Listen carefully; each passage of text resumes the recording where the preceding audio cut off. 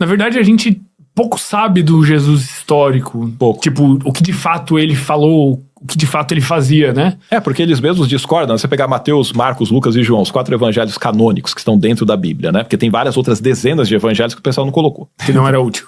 Não era útil porque, né? Só que esses 4, eles se contradizem. Tem hora que Jesus fala uma coisa, o outro tá falando outra.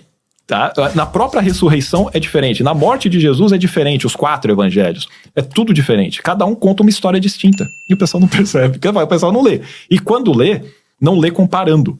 A gente lê primeiro o evangelho inteiro. Depois a gente pega, depois de sei quanto tempo, vai ler um outro evangelho. Então a gente esquece.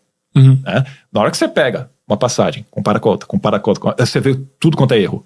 É bizarro. Bart Ehrman fala pra fazer isso, né? Que é um dos estudiosos aí bem conhecidos no meio, que era um cristão também fervoroso, fundamentalista. Depois que ele começou a estudar, ele falou, mano, não dá. Ele até ficou, se eu não me engano, ele é mais agnóstico, ele não é ateu, se eu não me engano, né? Mas assim, ele falou, não tem como, tem muito erro, tem várias coisas que são gritantes. Então assim, os próprios evangelhos já discordam entre si, não tem como você saber exatamente, Jesus existiu? Dentro da pesquisa do Jesus histórico e dentro do âmbito acadêmico, a maior parte vai defender que sim, existiu uma pessoa que se chamava Jesus e que influenciou essa galera e que pode ter sido um cara apocalipsista, porque tinham muitos desses na época lá, no primeiro século e tudo mais, tinha mesmo. Aqueles mendigos gritando na rua, o fim está vindo. Tinha. E alguns, inclusive, tentando derrubar Roma. O pessoal tentando se revoltar, se colocando como Messias. Um Messias para os judeus, ele tem que ser um cara que é um líder que vai fazer com que Israel domine. Entendeu? Então a gente tem algumas evidências de que realmente existiu. Não, evidência confiável? Não, tipo, não tem o osso ali do cara, mas tipo, muitas coisas apontam pra que existiu. O que aponta é até, pelo menos no meu ponto de vista, eu não sou historiador e tal, mas no meu ponto de vista, quando eu vejo as evidências que eles trazem, é fraco, bem fraco. Porque eles vão pegar, não lembro se é Tácito que comenta sobre, porque tem vários historiadores, né? Mas talvez seja o Tácito. E ele pega e menciona, eles falam assim, ele fala sobre Jesus. Como é que ele fala sobre Jesus? Tem o pessoal aqui que é cristão, né, que eles seguem um tal, ou é uma seita específica que segue um tal de Cristo e tal, que morreu debaixo de Pôncio Pilatos. Aí fala sobre isso. Então se esse historiador escreveu falando que tinha um Cristo que morreu debaixo de Pôncio Pilatos, segundo o que conta na Bíblia também, Pôncio Pilatos existiu e tudo mais, e ele comenta isso e fala que tem um grupo que seguia esse cara, então isso é um indício de que esse cara existiu. Mas existiam vários Cristos, né? Exato, porque tem vários Messias. Cristo é um Messias. Então tem vários Cristo Messias. É um título, né? É um título. Então, como eu falei, no primeiro século tinham vários que se candidatavam a Messias e tudo mais, que foram mortos também. Jesus seria mais um. É o que até dentro do Jesus histórico o pessoal gosta de trazer. Ele não seria alguém que fez os milagres, não seria o cara da Bíblia, não seria esse cara. Ele seria alguém que influenciou a contagem dessa história, a contação, né? Ele era um líder do movimento social. Exato. Pegou uma galera lá, o pessoal acreditou e fez esse movimento. Mas cada um saiu falando uma coisa diferente também. É por isso que a gente tem vários escritos diferentes, que são os apócrifos ou pseudepígrafos, né? Pseudepígrafo é que é um falso autor, digamos assim. É falso. Eles atribuem que foi Pedro que escreveu, mas não foi Pedro. Atribuem que foi Paulo que escreveu, mas não foi Paulo. É falso. A Bíblia também tem os seus pseudepígrafos, né? Tem as 7 cartas de Paulo lá, pelo menos 3 delas ali são... 3? Isso for 7, se eu não estiver enganado. Se for 3 delas ali, não são dele, tá? Não, eu estou errado. Alguém escreveu e atribuiu a ele. Isso. Muito bem, corrigindo aqui. Realmente falei, tem mais cartas, e tem.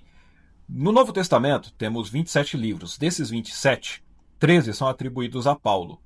Na academia, já é um consenso de que desses 13 livros atribuídos a Paulo, apenas 7 realmente são dele, ok? Porque eu estava com 7 na cabeça e acabei fazendo a confusão. Então, 7 livros são autênticos como de Paulo até o momento e 6 não o são. E quais são essas 7 cartas? Romanos, 1 Coríntios, 2 Coríntios, Gálatas, Filipenses, 1 Tessalonicenses e Filemon. E os 6 livros que são pseudepígrafos, que são falsos, são Efésios, Colossenses, 2 Tessalonicenses, 1 Timóteo, 2 Timóteo e Tito. Feita a correção aqui, bora lá. Isso, eles pegavam e assinavam como se fossem ele. Porque agora, os evangelhos não têm assinatura. Pra fechar a narrativa ali, né? Fazer a história ficar... Sim, até tem uma corrigindo a outra, né? E você percebe, quem estuda essa parte, eles conseguem perceber que a maneira como a pessoa se comunicava no grego, você consegue pegar o estilo da linguagem, a maneira como a pessoa escrevia antes, que seria o Paulo, e a outra carta que está dizendo que é Paulo, e como é diferente. A teologia muda, a maneira de se expressar muda, palavras que são diferentes, que ele nunca usou em outras vezes e está usando ali. É uma coisa que, não, isso aqui é de outra época, é de outro período, é de outra pessoa, e até pode ter sido um discípulo de Paulo, digamos, né? Mas não foi ele. Então você teria esses falsos autores, né? E você não sabe quem que escreveu. Tem até gente dizendo que talvez Paulo não tenha existido também, mas é outra coisa, eu não sei as evidências que tem a respeito disso. Mas a maior parte da galera vai aceitar que Paulo existiu e tudo belezinha, e que Jesus foi esse líder que pegou e morreu e não ressuscitou, obviamente. Então quem defende o Jesus histórico na academia não defende que é o Jesus da Bíblia. Tem que fazer essa separação, porque tem muitos cristãos que gostam de falar, não, mas tem prova que Jesus existiu. Cara, o Jesus histórico, ele é uma negação da sua fé. Sim, a Bíblia seria uma mitologia completa, uma história inventada para trazer aprendizados e fazer uma narrativa de um herói. Exato. E muito bem feito. Moisés é do mesmo jeito, você vai pegar com Davi a mesma coisa, com Salomão é a mesma coisa, com alguns profetas é a mesma coisa. É tudo uma narrativa que o pessoal vai criando, né? Josué, Abraão, é tudo narrativa. Quando você pega arqueologia, história, teologia e começa a analisar isso, você vê que, dá total. Não aconteceu aquele êxodo do povo do Egito lá de Israel depois de 400 anos de escravidão. Isso nunca existiu. Não existe nenhuma evidência disso. O pessoal fala, não, pode ter êxodo, saídas menores, né? Aí, beleza, mas não, o que seria a saída menor? Porque o pessoal migrava para o Egito, que era o centro cultural da época e econômico, na verdade, também, né? E tinha um momento que só eles tinham o trabalho, recursos e tudo mais. Então, era normal o povo lá os cananeus e outros povos migrarem para o Egito, ficarem um tempo e voltarem. Isso você tem registro. Agora que você tinha uma escravidão lá de 400 anos e que essa galera saiu mais ou menos 2 milhões de pessoas no deserto, que ficaram perambulando no deserto por 40 anos, sendo que 200 e poucos quilômetros eles poderiam ter vazado lá rapidinho e não vazar, não chegaram na terra, não tem nada a ver. Não tem nada, absolutamente nada, nenhum registro arqueológico. Tem um livro chamado A Bíblia Desenterrada. 2 milhões de pessoas, ia ter bastante gente morta ali, né? Então... Deveria ter muita gente morta, fora que eles ficaram vivendo por 40 anos, comendo o maná de Deus, entre outras coisas. Às vezes que ele mandava codornizes, carne, não sei o quê. E eles viveram lá, né? Eles ficaram tempos ali. Sim, teria tempo, gerações. Né?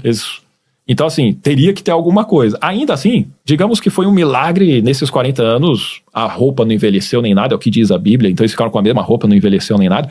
Tá bom. A comida era só por dia, então não tinha como sobrar nada, né? Beleza. Mas e os 400 anos no Egito? Também não tem nenhum vestígio disso. Nada. Não tem nenhum documento falando a respeito. Tudo que você encontra contradiz, na verdade, o que diz na Bíblia. Inclusive sobre a existência de Moisés. Até hoje, o pessoal acredita que ele é um mito mesmo. Alguns vão colocar que ele seria tipo o Jesus histórico. Teve um líder, teve um cara, fez uma diferença ali, mas obviamente ele não abriu o mar, ele não libertou ninguém de escravidão nenhuma, não fez nada disso, ele não ouviu Deus e não escreveu 10 mandamentos, nada. Não tem nada disso. Eu não sei porque que a galera não consegue encarar, né?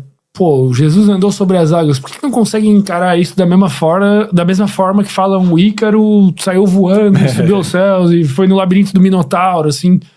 Pô, velho, é uma fantasia pra te ensinar algo, é uma história criada pra te ensinar. Pra mim é óbvio, pra mim chega a ser uma estupidez uma pessoa que acredita que factualmente aconteceu algo como isso, cara. Eu acho, tipo, um delírio tão grande. É um delírio. Por isso aquele livro lá, Deus, delírio do Richard Dawkins. Cara, é delírio mesmo. E eu delirei pra caramba por muito tempo na minha vida. Tu acreditava nos milagres de forma factual? Sim. Ou tu acreditava já como uma interpretação? Eu acreditava como factual. Tanto que Deus fisicamente teria andado sobre as águas. Sim, tanto que eu procurava praticar.